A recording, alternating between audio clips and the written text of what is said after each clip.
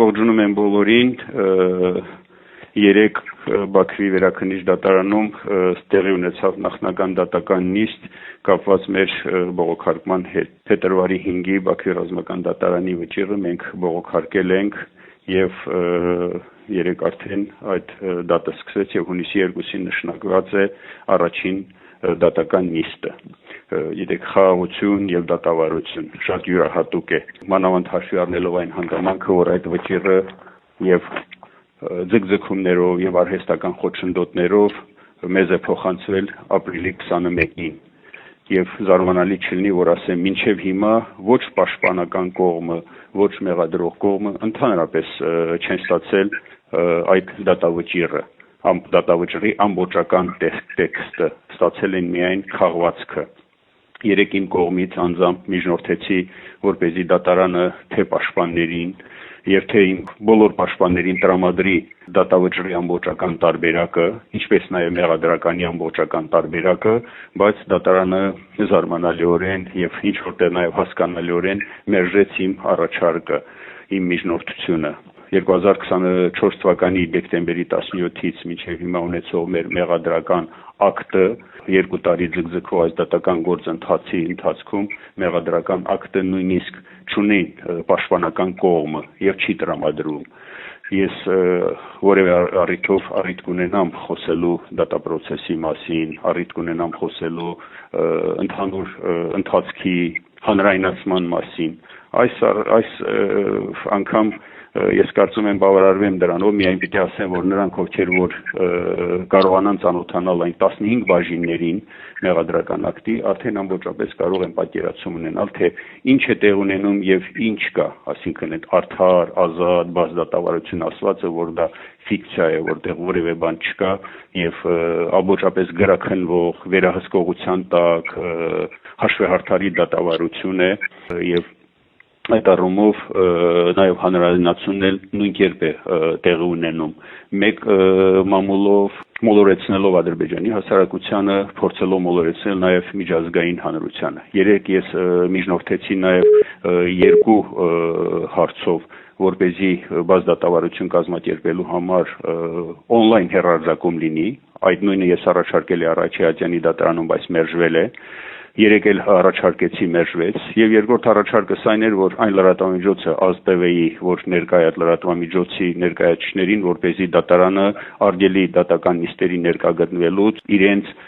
ապատեղեկատվության եւ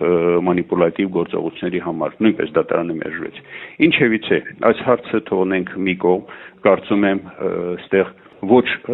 անհայտ կարևոր պաշտպաններից մեկը, որ իր խոսքի ընթացքում բարձրաձայնեց, չհամբերեց պարզապես սպորտկաց եւ ասաց, որ մենք մեր սերունդների առջեւ ամաչելու ենք այսպիսի դատավարություն կազմակերպելու համար։ Դա էր ամբողջ գնահատականը։ Իսկ ընդհանուր առմամբ պիտի ասեմ, դա տրագիկոմեդիա է եւ Ֆրանց Կաֆկան կերազեր ներկա գտնվելու այդ դատավարությանը եւ դա ներշնչանք կլներ, որպեսզի նա գրի մի նոր ստեղծագործություն կամ էլ իր հայտնի դատավարություն ստեղծագործության երկրորդ բաժինը։ Հաջորդը, որ ես ուզում եի խոսել, դա մարդու իրավունքի պաշտպանին իմ բանավոր դիմումն է, որ մայիսի 6-ին ես բանավոր կերպով դիմել եմ Հայաստանի Հանրապետության մարդու իրավունքի պաշտպանին, որպեսզի նա որևէ ձևով ստանա եւ իմ ընտանիքին փոխանցի մեր դատավճռի ամբողջական հայերեն եւ ադրբեջաներեն տարբերակը։ Նույն խնդրանքը ես փոխանցել եմ նաեւ Ադրբեջանի օմբուդսմենին, ով ամսի 5-ին մեր հետ հանդիպման էր եւ ում ես նամակ էի պատրաստել դեռևս մարտի 12-ին, 2 ամիս չէի կարողանում փոխանցել։ Փոխանցեցի այդ նամակը, նաեւ խոստացա, որ մի բան կանի, որպեսզի ադրբեջաներեն տարբերակը իմ ընտանիքին, իմ հարազատներին հասնի, բայց ոչ Հայաստանի պաշտպանից մարդու իրավունքների, ոչ Ադրբեջանի որևէ նորություն, որևէ տեղեկատվություն չկա։ Ես սպասում եմ, ամենայն դեպս եւ իմ ընտանիքը սպասում է։ Իսկ դատավարության հետ կապված պիտի ասեմ, դա ձգձգող եւ քաղաքական գործընթացներին համապատասխանեցնող դատավարություն է եւ զարմանալի չէ, որ ես հիմա մինուտի մասին պիտի խոսեմ, որ կարծում եմ հանրության համար էլ դա հասկանալի կլինի։ 2-3 ամիս երբ որ մենք այստեղ էինք դեռևս 2024 թվականի հունվար-փետրվար ամիսներին, այն անդհատները պաշտոնական անձիկ, որ մեր հետ շփվում էին, հարաբերում էին, մեզ հուշում էին, անուղղակիորեն հասկացում էին, որ դուք այստեղ եք այնքան, ինչքան ցանկանան Հայաստանի իշխանությունները։ Մենք նախ ուշադրություն չէինք դարձնում, զարմանում էինք, ինչպես կարող այդպես լինել, ինչպես մեր հայրենի իշխանությունները չէին ուզենա, որ մենք վերադառնանք անմիջականորեն, բայց այսօրվա տեսանկյունից արդեն ամեն ինչ պարզ է եւ հասկանալի, որ ցավոք այդպես է, ցավոք զարգացումները եւ այս դատավարության գործընթացը քաղաքական զարգացումներին, այդ թվում Հայաստանում տեղ ունեցող քաղաքական զարգացումներին համապատասխանեցնելու առումով մեզ ուրիշ կարծիք չի թողնում, որպեսզի ուրիշ կարծիք ունենանք, այլ այդ կարծիքը դառնում է համոզմունք։ Հատկապես վերջին զարգացումների վրա, երբ որ ղարաբաղցիների հասցեին ինչ-որ, այսպես ասած, իրականությանը չհամապատասխանող բաներ է փոխանցում, ես չեմ ուզում իջնել այդ մակարդակի, բայց երբևէ առիթ կլինի, պարզապես պիտի ասեմ բոլորի համար էլ պարզ է, թե ով է մեղավորը, ով եւ ում, այսպես ասած, գործունեության արդյունքում այս ամենը տեղի ունեցավ։ Ինչևէ, 3 տարի է, մենք այստեղ ենք, մոտորապես 3 տարի է, պիտի ասեմ, ոչ սկզբունքայնությունը,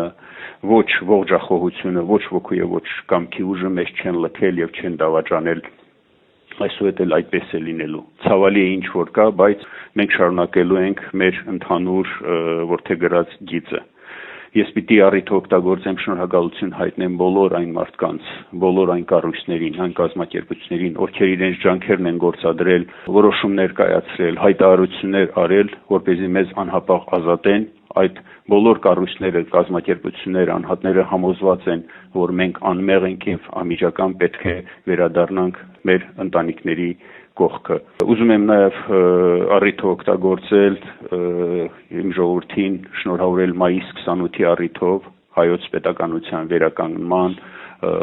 օրվա առիթով եւ ցանկանալ իմ ժողովրդին ոգու, կամքի եւ միասնության ուժ։ Պինդ եղեք